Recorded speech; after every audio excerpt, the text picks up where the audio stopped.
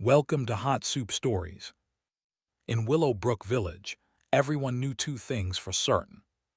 First, the river flooded every spring. Second, Shen Yao had no idea how to follow a recipe. This second fact puzzled the entire village. Shen Yao was a cook. No, that was not correct. Shen Yao cooked, but no one could say how. She never measured rice. She never counted spoons of salt. She never followed the old bamboo slips passed down from grandmother to granddaughter. Instead, she sniffed the air, tasted the steam, listened to the sound of oil meeting heat, and then shrugged. "Feels right," she would say, tossing something unexpected into the pot. And somehow it always worked. Her dishes were warm in a way that soothed the bones. Simple vegetables tasted fuller, deeper. Even plain porridge made sick children smile and old men sigh like they had remembered something precious. Shen Yao herself was just as unassuming. She had round eyes that always seemed slightly surprised, hair tied in a loose ribbon that never stayed neat, and hands that smelled faintly of ginger no matter how often she washed them. People called her cute, innocent, simple-hearted, and she accepted those words with an easy smile. No one imagined her life would ever stretch beyond Willowbrook. Certainly not the palace. The trouble began with a mistake. On the day everything changed, Shen Yao was helping Auntie La cook lunch for the village elders. The dish was supposed to be salted fish and winter greens, a recipe known so well even children could recite it. Shen Yao, however, had been distracted. She was thinking about the way the morning mist curled over the river, how hunger felt different on cold days, how food should hug the stomach instead of sitting heavily inside it. Without noticing, she added a spoon of fermented bean paste meant for another dish. Auntie La shrieked, "Girl, that's wrong, completely wrong." Shen Yao froze, ladle hovering midair, her ears burned. I can fix it." But the pot was already bubbling, the aroma changing into something unfamiliar yet strangely rich. The elders arrived before the dish could be discarded. They ate. Silence fell over the long table. Then Elder Huang, whose teeth were mostly gone and whose temper was worse, slapped the table with trembling excitement. "What is this?" Auntie La stammered, ready to apologize. But Elder Huang laughed, a full, wheezing laugh. "It tastes like my youth, salty, deep, comforting. I want another bowl." By the end of the meal, the pot was scraped clean. And just like that, the rumor began. Rumors, like steam, travel quickly. Within weeks, travelers passing through Willowbrook asked about the girl who cooks without knowing how. Merchants lingered for meals. Even a low-ranking palace messenger stopped by one afternoon, drawn by the scent drifting from Auntie La's courtyard. He watched Shen Yao cook. "No recipe?" he asked suspiciously. She shook her head. "If I try to remember steps, my hands get confused." The messenger frowned. "Then how do you know what to do?" Shen Yao thought for a long moment. "The pot tells me." He laughed, then stopped laughing after tasting the food. 3 days later, an imperial notice arrived. By decree of the inner palace kitchens, a temporary helper is to be recruited from Willowbrook Village to assist during the autumn banquet preparations. The name written was Shen Yao's. The village erupted. "She'll faint at the palace gates. They'll punish her for doing things wrong. Cooking for nobles isn't like feeding farmers." Shen Yao herself stared at the paper, heart pounding like a trapped bird. "The palace," she whispered. Auntie La held her shoulders. "You don't have to go." But Shen Yao looked down at her hands, hands that had fed her neighbors, comforted the grieving, warmed the cold. "I think," she said softly, "my hands want to see that kitchen." The palace kitchens were nothing like Willowbrook. They were enormous, rows upon rows of stoves, copper pots gleaming, servants moving like ants in precise patterns. The air was thick with spices Shen Yao had only smelled once or twice in her life. And rules. So many rules. Recipes written on silk, measurements enforced by overseers, any mistake punished with shouts or worse. Shen Yao was assigned the lowest task, washing vegetables. Do not think, the senior cook warned. Do not improvise, do only what you are told. Shen Yao nodded obediently. But kitchens, she soon realized, spoke everywhere. The rice whispered when it wanted more water. The soup sighed when it was ready. The oil crackled warnings she couldn't ignore. On the third day, exhaustion struck the kitchens like a storm. A key cook fell ill.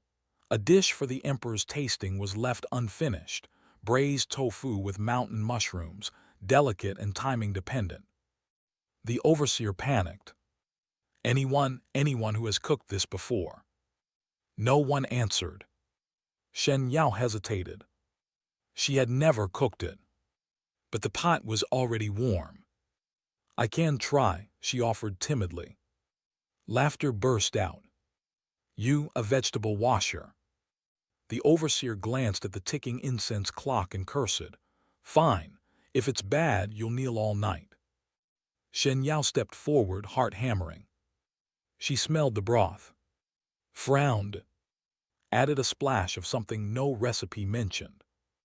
The mushrooms softened. The tofu absorbed flavor like silk drinking ink. When the dish was presented, the palace fell quiet. The emperor took one bite. Then another.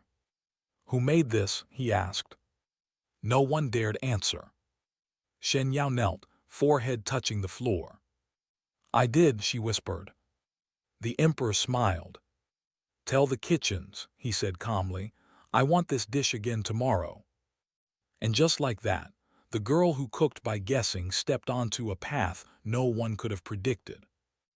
By the next morning, Shen Yao understood one important truth about the palace kitchens. Food was not the most dangerous thing here. People were. She returned to her place by the vegetable basin, sleeves rolled, hair tied a little tighter than usual. Whispers followed her like drifting smoke. That's her. The one from yesterday. She ruined the recipe and got praised. Shen Yao pretended not to hear. She always did. In Willow Brook, gossip was like flies, annoying but harmless if ignored. Here, however, the flies had teeth. The senior cooks were divided into two kinds. The first kind smiled too politely. So you cook by feeling? They asked. How interesting. They watched her hands closely, eyes sharp, waiting for a slip. The second kind didn't bother hiding their dislike. One of them was Madame Q, deputy head of the tofu station. She had cooked in the palace for 20 years and believed recipes were sacred texts. Luck, Madame Q muttered whenever Shen Yao passed. A blind hen pecking grain. Shen Yao lowered her head and washed her vegetables. But kitchens had memories. When Shen Yao worked near the stoves, flames behaved differently. Broth settled faster. Scents grew rounder, fuller. Even cooks who despised her found themselves stealing glances at her pots. On the fourth day, disaster struck again. The emperor's concubine, consort Yun, requested a dish from her childhood, a clear lotus root soup, delicate to the point of cruelty. Too much salt and it was ruined. Too long on fire and it clouded. The assigned cook misjudged the heat. The soup turned dull, its fragrance lost. Madame Q's face went white. This is death, she hissed, absolute death. The incense burned lower. Servants panicked. And then someone pushed Shen Yao forward. She fixed the tofu, a voice whispered urgently. Let her try. Madame Q spun around. Her, she doesn't even know the recipe. Shen Yao stared into the pot. The soup looked tired. She hesitated. May I taste it? Silence. Tasting imperial food before serving was forbidden. But there was no time left. Madame Q clenched her jaw. If you die, it's on you. Shen Yao dipped the spoon. The soup was flat, like water that had forgotten where it came from. She closed her eyes. What would wake it? Not salt. Not fire. She reached for something no one expected, dried orange peel, crushed finely between her fingers. Stop, Madame Q shouted. Too late. Shen Yao dropped it in, then lowered the heat and waited, just long enough for the aroma to bloom, not long enough to dominate. The soup cleared. It shimmered. The first spoonful reached Consort Yun's lips. Her eyes widened. This, she said softly, tastes like home. The bowl was emptied. The emperor heard of it by evening. That night Shen Yao was moved. Not upward. Sideways. She was reassigned to assist multiple stations. Soup one day, pastries the next, sauces after that. It's temporary, the overseer said stiffly. Do not get ideas. Shen Yao bowed deeply. I won't. She meant it. She had no ambition beyond cooking what felt right. But the palace did not care about intentions. Madame Q watched her like a hawk. Why did you use orange peel? She demanded one afternoon. Shen Yao blinked. The soup smelled lonely. Madame Q stared. That's not an answer. Shen Yao thought hard. The bitterness wakes sweetness without adding weight. Madame Q said nothing. But later, when she thought no one was looking, she tried it herself. The trouble deepened when Shen Yao made a real mistake.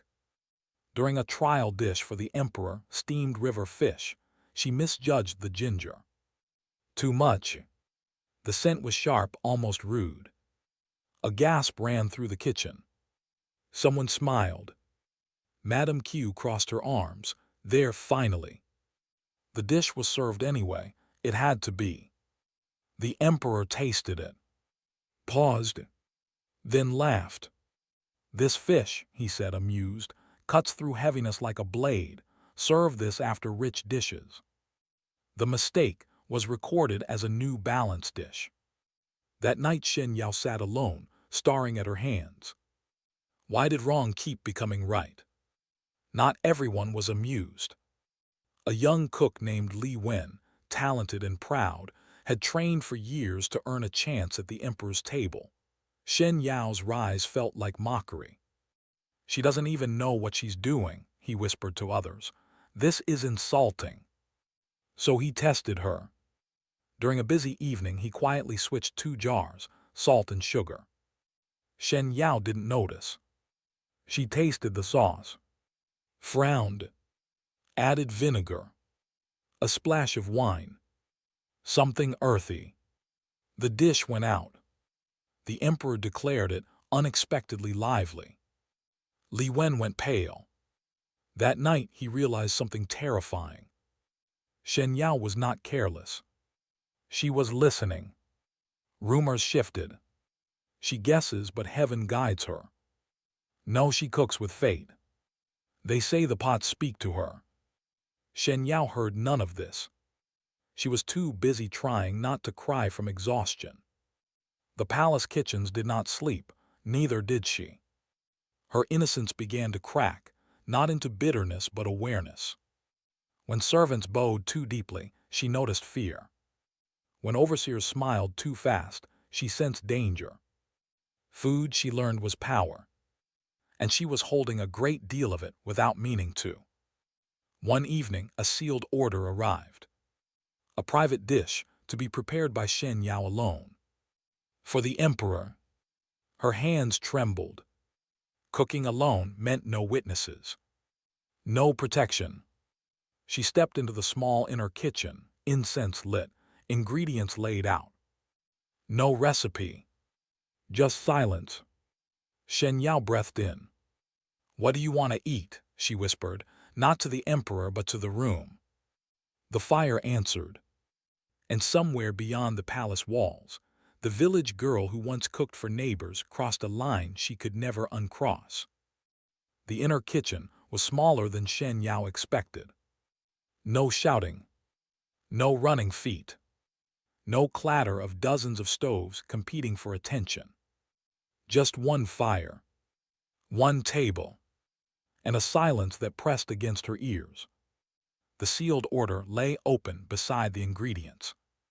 No instructions, no dish name, only the emperor's personal mark. Shen Yao swallowed. Cooking alone for the emperor was not an honor, it was a test. If the dish pleased him, she would be noticed. If it failed, she might never leave this room. She touched the pot. It was cold. "Let's not be afraid," she whispered, to herself, to the fire, to the quiet watching walls. She began the way she always did. By listening. The rice felt wrong, too proud for the moment. The meats felt heavy, the spices restless as if they wanted to shout. Her fingers stopped on a bowl of eggs. Simple, honest. She cracked them gently, watching the yolks slide like small suns into the bowl. She added nothing at first, just beat them slowly, letting air fold in. The fire rose. She poured. The eggs set softly, trembling like morning fog. Then came the guessing. A dash of stock, not enough to weigh it down. A pinch of salt, less than usual. A thread of sesame oil, barely there. And finally, something strange even to herself, a spoon of rice wine meant for meat. She hesitated. "This is wrong," she murmured. Then added it anyway. The steam lifted, carrying a fragrance so gentle it almost escaped notice. Not rich, not impressive. Comforting. She garnished with spring onion, sliced thin as silk threads. The dish looked plain. Shen Yao's heart sank. Palace food dazzled, this did not. The dish was carried out without comment. Shen Yao waited. Time stretched. She imagined the emperor frowning, waving it away. She imagined Madame Q's satisfied sigh, Li Wen's quiet smile. Then footsteps returned too fast. The attendant bowed low. The emperor asks, "What is this dish called?" Shen Yao froze. She had never named her food before. She whispered, "It doesn't have one." The attendant hesitated, then repeated her words. Moments later, the answer came back. "Then it will be called what the cook intended." That night the emperor ordered it served again, this time when he was tired after a long council session. It soothed him. And so the nameless dish became a quiet favorite. The kitchens changed after that. Not loudly, not openly, but the way water changes stone, slow, inevitable. Senior cooks began, accidentally, leaving Shen Yao near important dishes. Overseers stopped scolding her for deviations that would have earned others lashes. Madame Q said nothing. She simply watched. And remembered. Li Wen grew reckless. He could not accept that guessing beat years of training. He whispered sharper rumors now. She uses tricks. She charms the emperor with novelty. She doesn't respect tradition. One afternoon, during preparations for a noble banquet, Li Wen acted.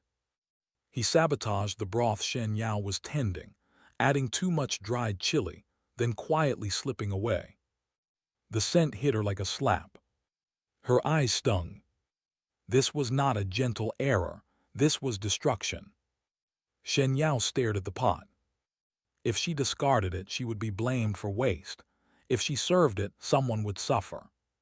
Her hands shook. Then she remembered Willow Brook winters, how villagers added spice not for flavor but warmth. She adjusted. She sweetened the edges, added richness to hold the heat, let the chili become a slow burn rather than a scream. The dish went out. A noble laughed delightedly. "This warms the chest, perfect for cold weather." Li Wen's face drained of color. That night Madame Q summoned Shen Yao privately. "You are dangerous," she said bluntly. Shen Yao bowed. "I don't mean to be." "That's the worst kind," Madame Q replied. "Tell me, do you know why your food works?" Shen Yao hesitated. Because people are hungry in different ways. Madame Q closed her eyes. When she opened them, something old and tired looked out. "You remind me of someone," she said quietly. "Be careful. The palace eats cooks who shine too brightly." Shen Yao's innocence was thinning now, not gone but reshaped. She learned where to stand, when to speak, when to pretend ignorance. Yet she still guessed. And the emperor noticed. During a private tasting, he asked her directly, "Do you fear making mistakes?" Shen Yao knelt, "Yes." "Then why do you keep making them?" She thought of her village, of hungry nights made bearable by warmth rather than perfection. "Because mistakes," she said softly, "are honest." The emperor laughed. "Well said." But honesty was about to cost her. A grand event loomed, the Mid-Autumn Imperial banquet, 100 dishes, all perfect. Shen Yao was assigned something terrifying. The final course. The dish that decided memory. The dish that ended stories, or began them. Li Wen smiled for the first time in days. Madame Q's hands tightened around her sleeves. Shen Yao bowed, calm on the outside, heart racing inside. That night she stood alone again, staring at unfamiliar ingredients. The pot waited. And for the first time since entering the palace, Shen Yao did not know what it wanted. The palace did not sleep on the eve of the Mid-Autumn banquet. Lanterns bloomed like low-hanging moons along the corridors. Musicians rehearsed until their fingers ached. Servants rushed with trays of fruits, wines, and sweets meant to impress not only the emperor, but history. In the kitchens, tension thickened the air. 100 dishes. 100 chances to fail. Shen Yao stood at the edge of the inner kitchen, staring at the list. Final course assigned to Shen Yao. No recipe followed. That somehow was worse than having one. Madame Q approached her quietly. "The final dish must do 3 things," she said. "End heaviness, leave memory, invite the next bite even when there is no more food." Shen Yao nodded. "What if I fail?" she asked. Madame Q didn't soften her voice. "Then the palace will remember you forever, for the wrong reason." She paused, then added more gently, "I once ruined a banquet dish. The cook who trained me disappeared the next morning." Shen Yao's fingers went cold. Li Wen watched from across the room, eyes glittering. He had been careful since the chili incident, too careful. That frightened Shen Yao more than open hostility. The ingredients prepared for the final course were extravagant, too extravagant. Rare fruits from the south, delicate sweets shaped like flowers, gold leaf powders that caught candlelight. Shen Yao touched them and felt nothing. They were beautiful, but silent. She stepped away. Her gaze drifted to a forgotten corner where leftover items waited to be sorted. Rice ends, broken nuts, imperfect pears. Her chest tightened. These spoke. Hours before the banquet, Li Wen made his move. He accidentally spilled water near Shen Yao's station, soaking a crucial portion of her rice. Servants rushed. Chaos bloomed. "It's ruined," someone whispered. Li Wen bowed low. "I warned her guessing would fail." Shen Yao stared at the wet grains. Rice that had lost its crisp promise. Rice that should have been discarded. Her heart pounded. Then she remembered famine stories from Willow Brook, how people dried soaked rice in the sun, coaxing life back into it. "Bring me a pan," she said calmly. No one moved. Madame Q stepped forward. "Do it." The moon rose. The banquet began. Dishes flowed like poetry, rich meats, layered sauces, complex perfumes. Laughter echoed, cups refilled. The final course approached. Shen Yao worked in silence. She dried the rice slowly, letting steam lift away excess water. She toasted nuts until they whispered. She simmered pears until they softened into sweetness without surrendering shape.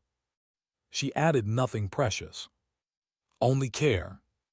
At the end, she poured warm milk over crisp rice, finished with honey and pear, a dish too simple to be safe.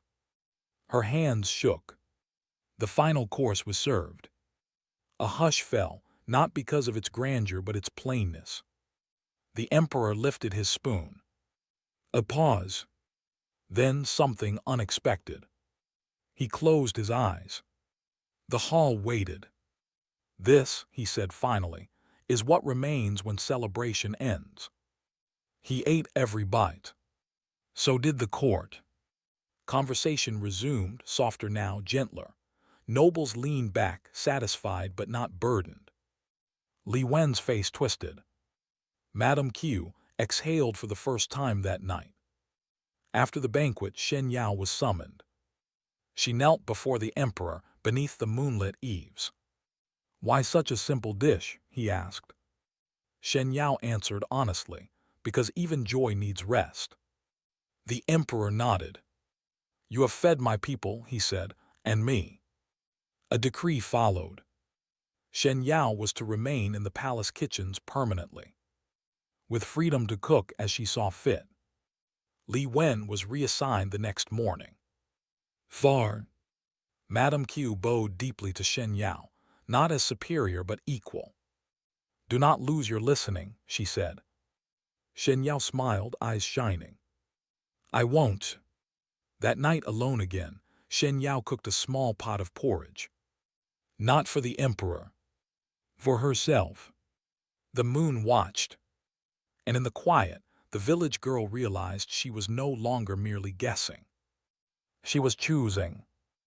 The palace kitchens woke differently after the mid-autumn banquet. Not louder. Not grander. Calmer. Servants moved with fewer sharp glances. Overseers spoke with less venom. Even the fire seemed steadier, as if it trusted the hands that tended it. Shen Yao noticed everything. She was still the same girl who once cooked beside a village river, but she now understood something she hadn't before. Power did not shout. It simmered. The emperor kept his word. Shen Yao was given a small inner kitchen of her own, not for daily banquets but for deciding dishes. When the court argued over menus, they came to her. When concubines lost appetite, they requested her food. Yet she was never called master cook. Only the girl who listens. She liked that. Madame Q became her quiet guardian. When officials tried to bind Shen Yao to rigid titles, Madame Q intervened. When nobles requested flashy novelty, she filtered the demands. "She feeds people, not egos," Madame Q said. And for once, no one argued. But peace never lasts untested. One winter, the emperor fell ill. Not gravely, yet enough that food lost taste, appetite faded, and concern spread like frost. Physicians prescribed broths, herbalists debated balance. Nothing helped. Shen Yao was summoned at dawn. "Cook something," the emperor said weakly. "Anything." She knelt beside the fire, heart tight. There were no ingredients fit for ceremony. Only leftovers. Rice ends. Old chicken bones. Wilted greens. She remembered Willow Brook again, how hunger taught creativity. She made a thin soup. Barely seasoned. Patient.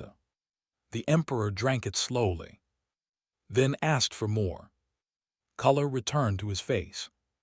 The court exhaled. No reward was announced. None was needed. Years passed. Shen Yao grew older, not old but grounded. Her face lost some roundness, her eyes gained quiet depth. New cooks arrived, eager, frightened, brilliant. They begged for recipes. She never gave them. Instead, she asked questions. "What does this pot smell like when it's unhappy? Why is this fire restless? Who are you cooking for?" Some left. Some stayed. The ones who stayed became unforgettable cooks. One spring morning, Shen Yao requested leave. I want to visit my village, she said. The court murmured. The emperor nodded, go. She returned to Willow Brook not as legend, but as neighbor. She cooked for old men with no teeth, for children who ate too fast, for Auntie Lou, whose hands now trembled. The villagers tasted her food and smiled.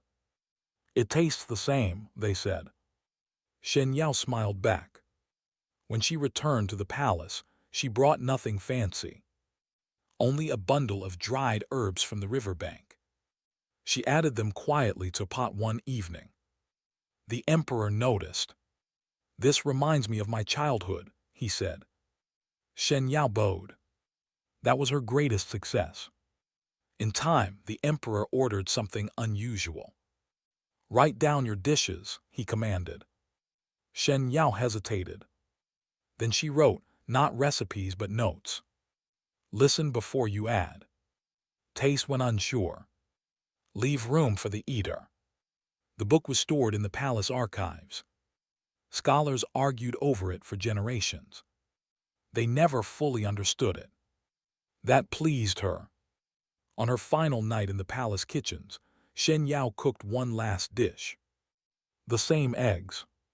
The same gentle steam. The same quiet comfort. She ate alone. The pot was empty. And yet something remained. Not in the pot, but in every kitchen that learned to listen. Thanks for tuning in to Hot Soup Stories. If you love audio stories, don't forget to like, share, subscribe, and drop a comment. Your encouragement keeps our stories coming.